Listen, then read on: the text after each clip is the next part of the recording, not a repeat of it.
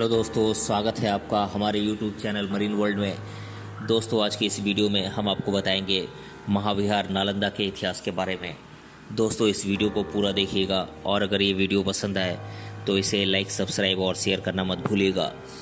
प्राचीन वैदिक प्रक्रिया को अपनाकर प्राचीन समय में बहुत सी शिक्षात्मक संस्थाओं का स्थापना हुआ, जैसे कि तक्षशिला, नालंदा और विक्रमशिला, जिन्हें भारत की प्राचीनतम यूनिवर्सिटी में गिना जाता है। बिहार के पटना से करीब 90 किलोमीटर और बोधगया से करीब 62 किलोमीटर दूर दक्षिण में 114 हेक्टेयर में फैले नालंदा विश्वविद्यालय के अवशेष फैले हुए हैं। पुरातात्विक और साहित्यिक सबूतों के अनुसार नालंदा विश्वविद्यालय की स्थापना 450 ईसा पूर्व के आसपास की गई थी, जिसकी स्थापना गुप्त वंश के शासक कुमार गुप्त ने की थी। महाविहार नालंदा का इतिहास आइए जानते हैं। ऐसा कहा जाता है कि इसके लिए हर्षवर्धन ने दान भी दिया था। हर्षवर्धन के बाद पाल शासकों की ओर से इसे संरक्षण प्राप्त हुआ था। इस विश्वविद्यालय का अस्तित्व 12वीं शताब्दी तक बना हुआ था। इतिहास का अध्ययन करने पर पता चलता है कि इस विश्वविद्यालय में करीब 780 साल तक पढ़ाई हुई थी। तब बौद्ध धर्म, दर्शन, चिकित्सा, गणित जैसे विषयों की पढ़ाई होती थी। ऐसी मान्यता है कि महात्मा बुद्ध ने कई बार इस विश्वविद्यालय का दौरा किया था और यही वजह है कि 5वीं से 12वीं शताब्दी के बीच यहाँ बौद्ध शिक्षा की भी शुरुआत की गई। विश्व के इस पहले आवासीय विश्वविद्यालय में दुनिया भर से करीब 10,000 से भी ज़्यादा छात्र एक साथ शिक्षा हासिल कर सकते थे, जिन्हें पढ़ाने की जिम्मेदारी करीब 2,000 शिक्षकों पर थी। यहाँ पढ़ने वाले छात्रों में बौद्ध छात्रों की संख्या काफ़ी ज़्यादा थी। इतिहासकारों की माने तो इस विश्वविद्यालय में सम्राट अशोक ने सबसे ज़्यादा मठों, विहार तथा मंदिरों का निर्माण करवाया था। इतिहासकारों की माने तो विश्व धरोहर नालंदा विश्वविद्यालय के अवशेषों की खोज अलेक्जेंडर कनिंघम ने किया था। खुदाई से मिली जानकारी के अनुसार विश्वविद्यालय के सभी इमारतों का निर्माण लाल पत्थरों से किया गया था। इस परिसर को दक्षिण से उत्तर की ओर बनाया गया है। मठ और विहार परिसर के पूर्व में बने हुए थे, जबकि मंदिर पश्चिम दिशा में बना हुआ था। अभी भी इस परिसर में 2 मंजिली इमारत है। ये इमारत परिसर के मुख्य आंगन के पास बना हुआ है। पुरातत्व विभाग को लेकर इसे संभावना है कि इस विश्वविद्यालय में पढ़ाने वाले शिक्षक इसी स्थान पर छात्रों को संबोधित करते होंगे। इस परिसर में एक छोटा सा प्रार्थना सभागार भी है, जो अभी भी सुरक्षित अवस्था में है और इस प्रार्थना सभागार में भगवान बुद्ध की प्रतिमा स्थापित है।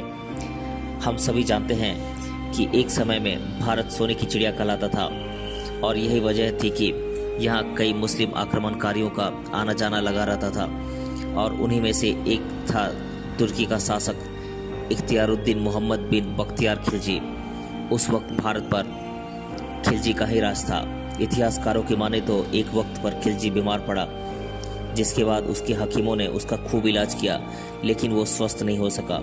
फिर किसी ने खिलजी को नालंदा यूनिवर्सिटी की आयुर्वेद विभाग के प्रधान से इलाज कराने की सलाह दी, जिसे उसने पहले ठुकरा दिया। दरअसल खिलजी ये मानता था कि कोई हिंदुस्तानी डॉक्टर उसके हकीमों से ज़्यादा बेहतर नहीं हो सकता। आखिरकार अपने सलाहकारों की राय पर खिलजी इलाज के लिए तो तैयार हो गया, लेकिन उसने शर्त रखी कि वो किसी भारतीय का दवा इस्तेमाल नहीं करेगा। साथ ही अगर वो स्वस्थ नहीं होता है तो डॉक्टर को मौत की सज़ा देगा।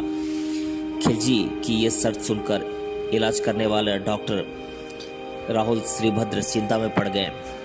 इसके बावजूद उन्होंने उसका इलाज किया और खिलजी ठीक भी हो गया, लेकिन बाद में उसने द्वेष की भावना से पूरे यूनिवर्सिटी को बर्बाद कर दिया, जिसके लिए हिंदुस्तान उसे कभी माफ़ नहीं करेगा।